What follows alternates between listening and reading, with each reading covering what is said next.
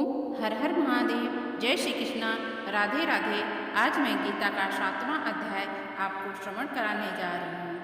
तो आइए हम लोग कथा की ओर जाते हैं। शिव जी कहते हैं, हे पार्वती, अब मैं 7वें अध्याय का महात्मा सुनाता हूँ, जिसे सुनकर कानों में अमृत राशि भर जाती है। पाटलिपुत्र नामक एक दुर्गम नगर था, जिसका गोपुर द्वार बहुत ही ऊंचा है।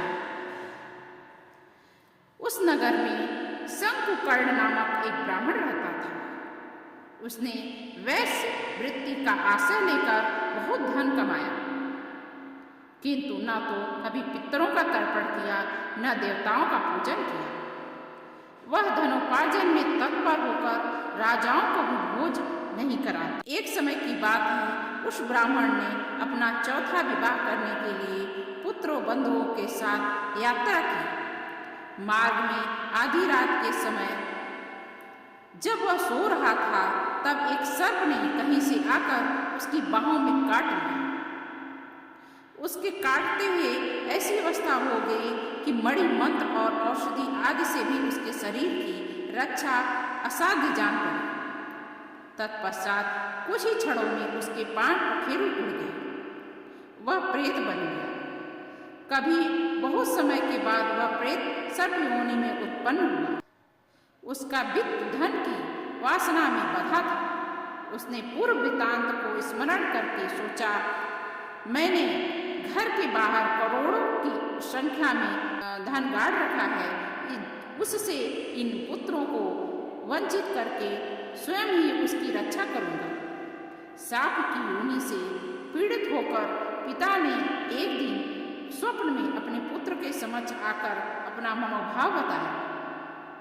तब उसके पुत्रों ने सवेरे उठकर बड़े विस्मय के साथ एक दूसरे से स्वप्न की बातें कही। उनमें से मझला पुत्र कुदाल हाथ में लेकर के घर से निकला और जहाँ उसके पिता सर्प योनि धारण करके रहते थे, उस स्थान पर गया। यद्यपि उसे धन के स्थान का ठीक ठीक पता नहीं था, तो भी उसने चिन्हों से ठीक निश्चय कर लिया और लोभ वृत्ति से वहां पहुंचकर बावी को खोदने आरंभ किया। तब उस बावी से बड़ा भयानक साप प्रकट हुआ और बोला, ओ मूढ़, तू कौन है? किस लिए आया है? यह बिल क्यों खोद रहा है? किसने तुझे भेजा है? ऐसे सारे बातें मेरे सामने बता। पुत्र हूँ, मेरा नाम शिव है। मैं रात्रि में देखे हुए स्वप्न से विस्मित होकर यहाँ का सुवर्ण लेने के कौतूहल से आया हूँ। पुत्र की यह वाणी सुनकर के वह साप हंसता हुआ स्वर लेकर इस प्रकार स्पष्ट वचन बोला, यदि तू मेरा पुत्र है तो मुझे शीघ्र ही बंधन से मुक्त कर। मैं अपने पूर्व जन्म के गाड़े हुए धन के लिए सर्प योनि में उत्पन्न हुआ हूँ। पुत्र, पिताजी आपकी मुक्ति कैसे होगी? इसका उपाय मुझे बताइए, क्योंकि मैं इस रात में सब लोगों को छोड़कर आपके पास आया हूँ। पिता, बेटा, गीता के अमृतमय 7वें अध्याय को छोड़ करके मुझे मुक्त करने में तीर्थ, दान, तप और यज्ञ भी सर्वदा असमर्थ नहीं है।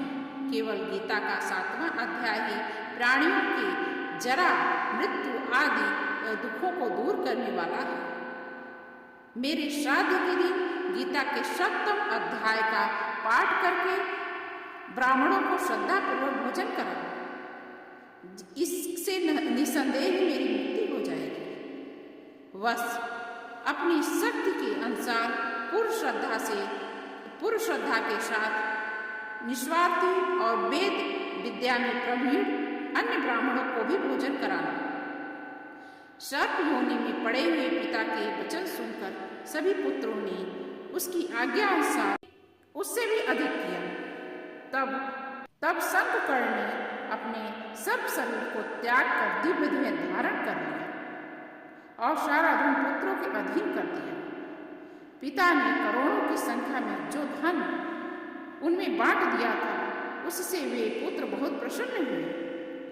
उनकी बुद्धि धर्म में लगी हुई थी, इसलिए उन्होंने बावली, कुआं, पोखरा, यज्ञ, देव मंदिर के लिए उन धन को उपयोग में लिया और अन्नशाला भी बनवाई। तत्पश्चात गीता के 7वें अध्याय का सदा जप करते हुए उन्होंने भी मोक्ष को प्राप्त किया।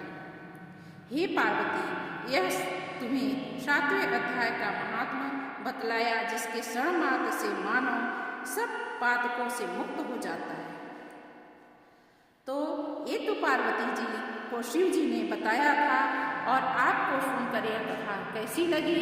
यदि आपको कथा अच्छी लगी हो तो कृपया करके लाइक करिए, सब्सक्राइब करिए, शेयर करिए और बेल आइकन को प्रेस कर दीजिए, जिससे कि आने वाली कथा 8वां अध्याय आपको प्राप्त हो सके और हमारे सारे गीता के अध्याय आप सुन सकें। पहले का भी आप जाके सुनवास में देख सकते हैं और पढ़ सकते हैं, सुन सकते हैं और दूसरों को सुना सकते हैं।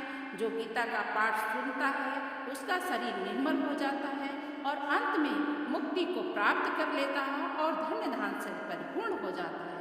तो आपको गीता का पाठ कैसा लगा? यदि अच्छा लगा हो तो हमें कमेंट में जय श्री कृष्णा, राधे राधे जरूर लिखिएगा, जिससे पता हो सके कि गीता आपको अच्छी लग रही है। ओम हर हर।